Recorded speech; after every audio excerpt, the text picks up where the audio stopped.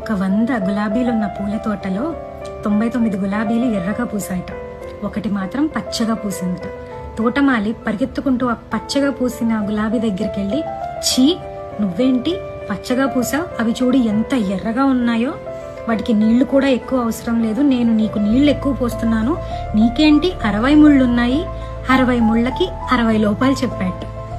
చెప్పి నేను ఇంక ఇప్పటి నుంచి నీకు నీళ్లు పోయాను, నువ్వు చచ్చిపోతే చచ్చిపో అని చెప్పి వదిలేశాట.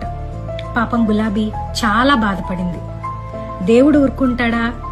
వెంటనే నెక్స్ట్ రోజు పెద్ద వర్షం కురిసింది.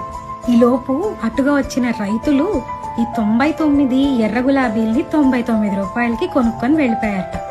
వర్షం పడిన 2 రోజుల తర్వాత మళ్ళీ ఇంకో పచ్చ గులాబీ పూసిందట.